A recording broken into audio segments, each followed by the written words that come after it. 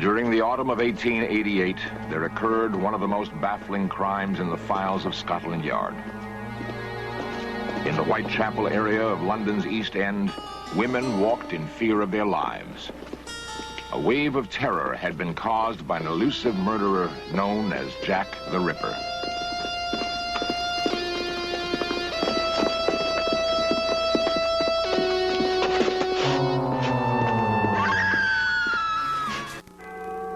London, the center of the Victorian Empire, on whose colonies the sun never set.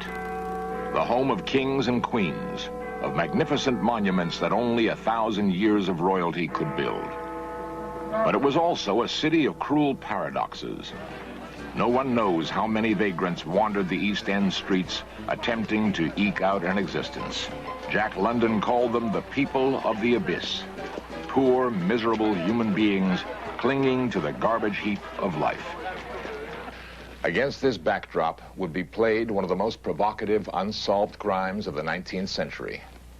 Investigations continue to this day, with growing evidence that while Jack the Ripper's victims were from England's lowest class, his deeds directly affected many of the most powerful people in the land.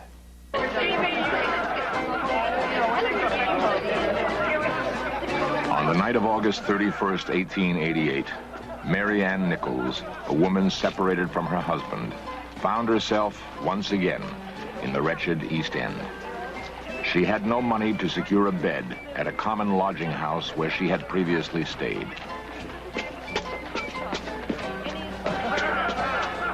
She pleaded, begging for a free bed.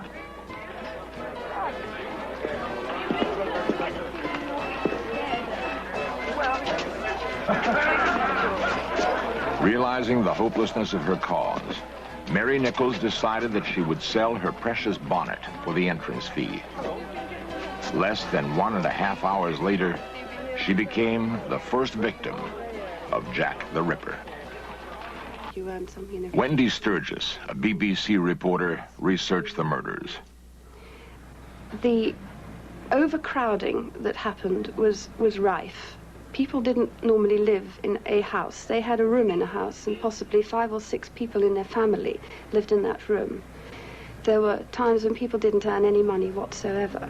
So they would live in what were called doss houses or common lodging houses, which costed a lot of money. And there, people were drunk and didn't have any food. They drank gin. Gin cost a considerably little amount of money for a colossal amount of gin. With the overcrowding and with the drunkenness, there was no privacy. Once you're drunk, you lose all sense of yourself and your own character. You lose your pride, basically. Donald Rumbelow is a member of London's Metropolitan Police Force. The East End at nightly had something like about 7,000 of these women either walking the streets or trying to get into the common lodging houses or doss houses. Even 20 years later, when Jack London came to London, he found that women like this could be bought for a loaf of stale bread or for a penny or 2pence at the most. They were living below the starvation level. And so if somebody offered them as little as 6pence or a shilling, or even 4pence, which was the price for a bed for the night, they would have gone with him. The deaths of wayward women provided headline fare for London's tabloids. The question that most fascinated the public: how did the killer commit his crimes so easily?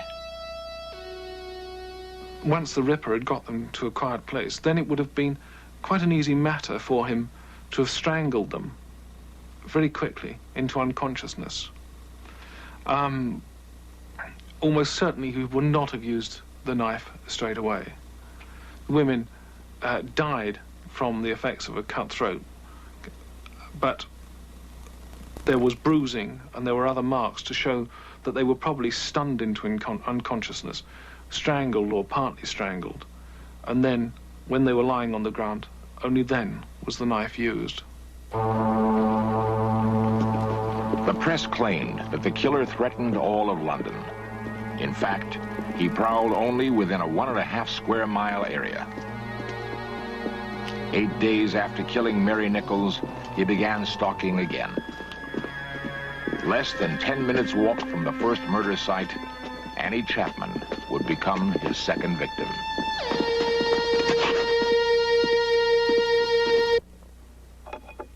Somehow, the psychopathic needs of the killer were not being satisfied. He then etched himself in history by being the first murderer to send crazed, rambling notes to the press, taunting the police, chiding them, daring them to capture him. Dear boss, I keep on hearing the police have caught me, but they won't fix me just yet. I have laughed when they look so clever and talk about being on the right track. That joke about leather apron gave me real fits. My knife is so nice and sharp. I want to get to work right away if I get a chance. Keep this letter till I do a bit more work. Then give it out straight. Providing police with clues to his real identity became a game. He began giving all too accurate predictions of his next plans, and finally, he invented a name for himself, Jack the Ripper.